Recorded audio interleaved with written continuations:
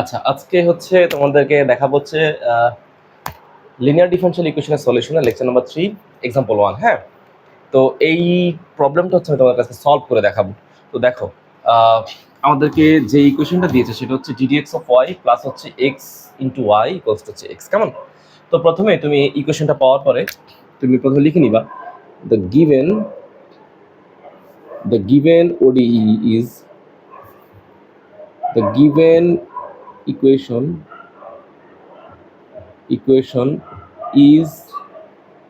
is an, মানে এটা হচ্ছে একটা অর্ডিনারি ডিফারেনশিয়াল ইকুয়েশন। ওটা তুমি আগে লিখে নিবা। The given equation is an ordinary differential equation, বা ডিফারেনশিয়াল ইকুয়েশন লিখতে পারো, কোনো সমস্যা নেই। অর্ডিনারি ডিফারেনশিয়াল ইকুয়েশন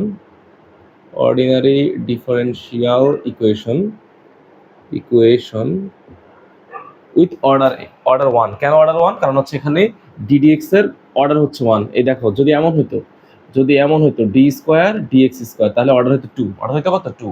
তো যেহেতু এখানে 1 করে আছে তাই অর্ডার হচ্ছে 1। হ্যাঁ, তো the given equation is an ordinary differential equation with order 1।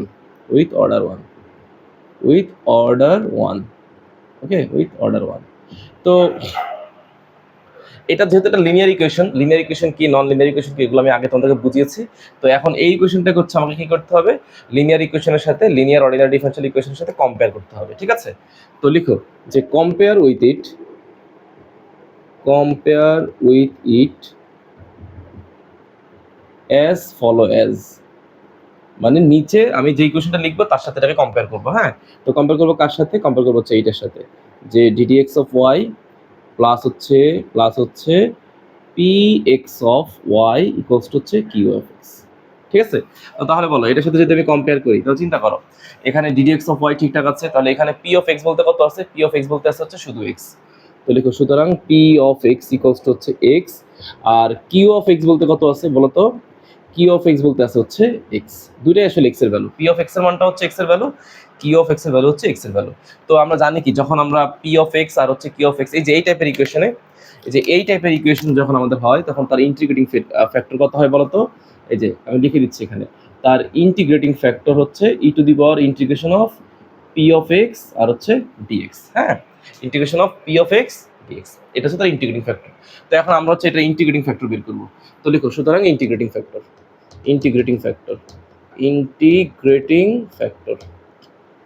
তো এটার ইন্টিগ্রেটিং ফ্যাক্টরটা কত আসে? ইন্টিগ্রেটিং ফ্যাক্টর লেখার পরে লিখবো হচ্ছে IF equals to e to the power integration of p of x আর হচ্ছে ডিএক্স। তাহলে ইন্টিগ্রেটিং ফ্যাক্টরটা কত আসে বলো?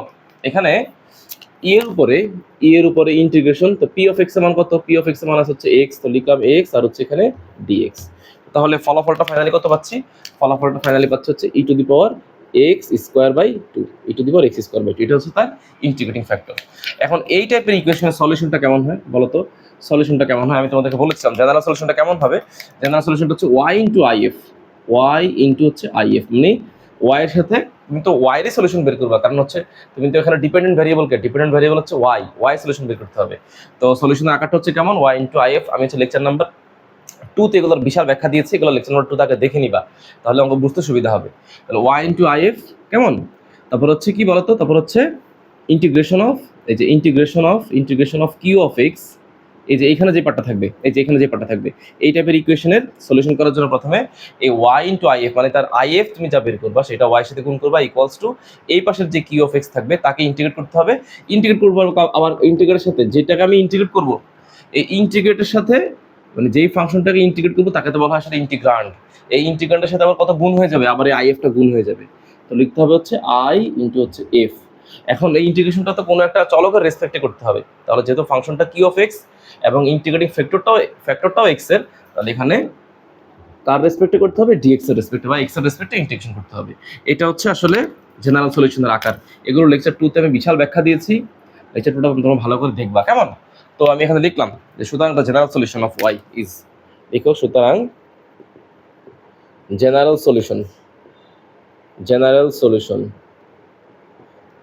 Solution of y is, okay, এটা কমা দিবা, তারপরে যে ঠিক এই লাইনটা আবার লিখবা যে ওয়াই ইন্টু হচ্ছে আই ইন্টু এফ, মানে integrating factor I into F equals to integration of q of x into হচ্ছে আই এফ ইন্টু হচ্ছে ডিএক্স।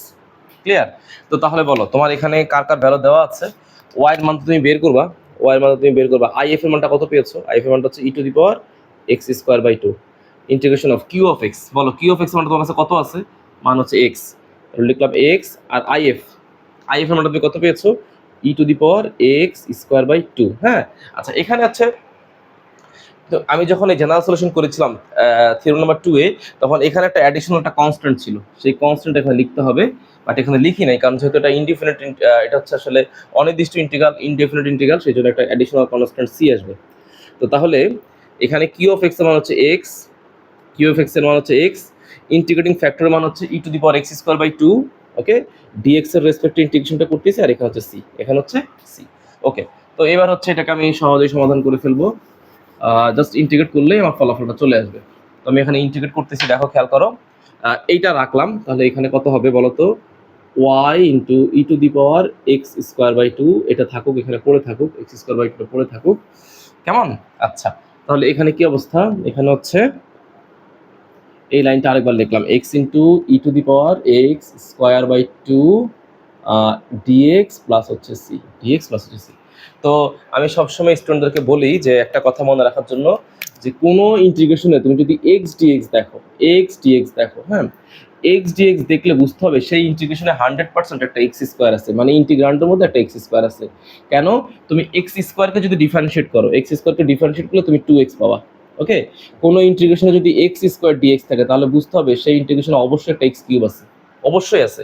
যদি কোনো ইন্টিগ্রেশনে x to the power x cube dx থাকে, বুঝতে হবে সেই ইন্টিগ্রেশনে অবশ্যই একটা এক্স টু দি পাওয়ার 4 আছে, কারণ তুমি এক্স টু দি পাওয়ার 4কে যখন ইন্টিগ্রেট করবা তখন এটা হয়ে যাবে 4x কিউব, এই যে 4x কিউব, এই এক্স কিউবটা এইটা, এক্স কিউবকে ডিফারেন্সিয়েট করলে হয়ে যাবে 3x স্কোয়ার, এই এক্স স্কোয়ারটা এইটা, বুঝছো? এরকম। তো এখানে চিন্তা করো, এখানে ভাবো এই জায়গাতে কত আছে, এই যে এক্স ডিএক্স তো আছে, তাহলে আমি একটা কাজ করতে পারি, এই যে ইন্টিগ্রেশন অফ এই যে ই টু দি পাওয়ার, এই পুরোটাকে মনে মনে আমি এক্স ভাবলাম। দেখো বিষয়টা আসলে এরকম, যে integration of e to the power x dx না, এর মানে হচ্ছে আসলে এই এক্সটা এই ডি এর পর এখানে কপি পেস্ট হয়েছে, ডি এর পরে কপি পেস্ট হয়েছে, তাহলে ই এর উপর এখানে কত আছে, এক্স স্কোয়ার বাই টু। এই জিনিসটা কি, এই জিনিসটা আমি রাখলাম, রেখে ভালো করে বুঝো, এটাকে রাখলাম, রেখে এই এই জিনিসটাকে এক্স ধরলাম, এই এক্সটাকে আমি ডি এর ভিতরে দিয়ে দিলাম, এই যে দিয়ে দিলাম x square by two, x square by two. বুঝতে পারলাম? এখন দেখো হিসাবটা ভালো করে বুঝো, কেমন স্যার হিসাব করে ভালো করে খেয়াল করো, এই এক্স স্কোয়ার বাই টু এখানে দিয়ে দিলাম, তাহলে এখানে কত হয়, এই দেখো তো বিষয়টা আসলে এরকম না, যে e to the power x square by two, এটা একটা জায়গায় পড়ে থাকুক, রাফ করতেছি এটা, হ্যাঁ, তো এখানে একটা হাফ আছে, এই হাফটাকে বের করে নিয়ে আসলাম, তাহলে এখানে কত আছে, ডিফারেন্সিয়েট অফ এক্স স্কোয়ার আছে, তাহলে integration of e to the power x square by two, এখানে হাফ, এক্স স্কোয়ারকে ডিফারেন্সিয়েট করলে কত হবে, এক্স স্কোয়ারকে ডিফারেন্সিয়েট করলে হবে 2x, এই এক্সকে আবারও ডিফারেন্সিয়েট করতে হবে, সেটা হচ্ছে ডিএক্স। বুঝাইতে পারলাম? এই দেখো এক্স স্কোয়ারকে ডিফারেন্সিয়েট করলে কত হবে 2x, এক্সকে তো মনে মনে আবার ডিফারেন্সিয়েট করতে হয়, তো ডিফারেন্সিয়েট করলে আমি যদি সরাসরি ডিডিএক্স লিখতাম তাহলে তো 1, কিন্তু ইন্টিগ্রেশনের সময় লিখতে হয় কত, ডিএক্স। তাহলে এই 2 কাটা, তাহলে ফলাফলটা কত, এই এক্স চলে আসবে সামনে, e to the power x square by two, আর হচ্ছে ডিএক্স। এই দেখো এই জিনিসটাই, এই যে এখানে, এই যে এখানে আমি লিখছি, দেখো এই e to the power x square by two differentiate of x square by two লেখা যায় কথা, x e to the power x square by two dx লেখা একই কথা। ওকে, তো এবার এখানে আমি প্লাস সি দিয়ে দিলাম, প্লাস এটা সি দিয়ে দিলাম, আশা করি জিনিসটা বুঝতে পারছি, ক্লিয়ার? তো এবার এখানে চিন্তা করো এইভাবে, যে স্যার এখানে কত হবে, এখন আমরা জানি কি বলো, আমরা জানি কি, যে integration of e to the power x dx এর ভ্যালু হচ্ছে কত, e to the power x, তাই না, ই টু দি পাওয়ার এক্স। তাহলে এখানে কত হবে, এখানে কত হবে, যে এই জায়গাতে, এই জায়গাতে এটার ফলাফল হচ্ছে e to the power x square by, মানে এইটা পুরোটা হচ্ছে এক্স ডিফারেন্সিয়েট অফ এক্স, মানে e to the power x dx, এর ফলাফল কত হবে, শুধু e to the power x না, শুধু e to the power x হবে, x square by x square by x square by two, plus হচ্ছে সি, প্লাস হচ্ছে সি, কেমন? এখন তুমি আমাকে প্রশ্ন করতে পারো, তোমার একটা মনে প্রশ্ন হইতে পারে যে স্যার এখানে যে আমি ইন্টিগ্রেট করলাম, এখানে ইন্টিগ্রেট করলে তো একটা অ্যাডিশনাল সি আসবে, আর এখানে তো একটা সি রয়ে গেছে, এরকম হওয়ার কথা ছিল, তোমার প্রশ্নটা এরকম হওয়া উচিত যে স্যার এখানে ইন্টিগ্রেট করলে তো একটা অ্যাডিশনাল সি আসবে, আর এই সিটা তো এখানে রয়ে গেছে, তাহলে আপনি সি কেন একটা লিখলেন? বাবারে দেখো এই দুইটাই কিন্তু কনস্ট্যান্ট, মনে করো এই কনস্ট্যান্টের মান 10, এই কনস্ট্যান্টের মান 10, যোগ করলে কত হবে, কনস্ট্যান্ট 20 হবে না, সে 20 তো একটা কনস্ট্যান্টই, তাই 3টা সি হোক আর 10টা সি হোক, ফলাফল আসলে সি, মানে এখানে মূল কথা হচ্ছে যে কনস্ট্যান্টগুলো যোগ করে আমি তো একটা কনস্ট্যান্টই পাবো, সেই কনস্ট্যান্টের দাম দিলাম হচ্ছে সি, ক্লিয়ার? এই জন্য আমরা অনেকগুলো কনস্ট্যান্ট লিখি না, আমরা একটা কনস্ট্যান্ট লিখি। তাহলে এখানে কত আছে, ওয়াই এর মানটা কত আছে, e to the power x square by two, কেমন? তো এখন আমার লাগবে হচ্ছে জেনারেল সলিউশন। জেনারেল সলিউশনটা বের করবো কার? ওয়াই এর জেনারেল সলিউশন বের করবো। তো ওয়াই এর জেনারেল সলিউশন বের করলে আমি এখানে ওয়াইটাকে রেখে দিলাম, তাহলে এখানে কত হবে e to the power x square by two, এই যে e to the power x square by two, এখানে e to the power x square by two plus c divide by কত e to the power x square by two. কেমন? তাহলে এখানে কি অবস্থা হবে? এই দুইটা কাটাকাটি চলে যাবে, এই যে এইটা এটা কাটাকাটি চলে যাবে। তাহলে ওয়াই এর মানটা কত হবে? সি, এটাকে উপর উঠাই দিব, তাহলে e inverse x square by two. বুঝতে পারলাম? এইটা হচ্ছে আমার এই অঙ্কের জন্য রিকোয়ার্ড সলিউশন। এইটা হচ্ছে আমার জেনারেল সলিউশন অথবা রিকোয়ার্ড সলিউশন। কেমন? তো অর্ডিনারি ডিফারেনশিয়াল ইকুয়েশনে ক্লাস চলছে এবং হচ্ছে আমাদের অনলাইন ব্যাচেও এনরোলমেন্ট চলছে। তোমরা যারা এখনো ভর্তি হওনি, এখন দ্বিধাদ্বন্দ্বের মধ্যে আছো, তোমরা দ্রুত এনরোলমেন্ট করে ফেলো। আমাদের অর্ডিনারি ডিফারেনশিয়াল ইকুয়েশনের এই মুহূর্তে তোমরা যদি ভর্তি হও, এনরোলমেন্ট করো অনলাইন পেইড ব্যাচে, তার কোর্স ফি হচ্ছে 810 টাকা। কেমন? 810 টাকা। তো তোমরা অতি দ্রুত এনরোলমেন্ট করে ফেলো। অলরেডি পেইড ব্যাচে প্রায় 5টার মতো ক্লাস হয়ে গিয়েছে। টোটাল ক্লাসের সংখ্যা হবে 70টি। প্রতিটা ক্লাসই অন্তত 1 ঘন্টার থাকবে ইনশাল্লাহ, বা ক্লাসের সংখ্যা আরো বাড়তে পারে। তো তোমরা দ্রুত এনরোলমেন্ট করে ফেলো। কেমন? যারা এখনো চিন্তা করতেছে করবো কি করবো না, তাদের সঙ্গে বলতেছি এই কোর্সের ফি কিন্তু প্রথমে হচ্ছে যে আমি একটা অফার দিয়েছিলাম, সেই অফারে মোটামুটি 500 টাকার মতো রেখেছিলাম। তো এটা কিন্তু এই মাস পরে এই কোর্সের ফি কিন্তু 1000 টাকার উপরে হয়ে যাবে। হ্যাঁ, তো তোমরা দ্রুত আর দেরি না করে তোমরা দ্রুত এনরোলমেন্ট করে ফেলো। তো সবার জন্য দোয়া রইল। ফি আমানিল্লাহ।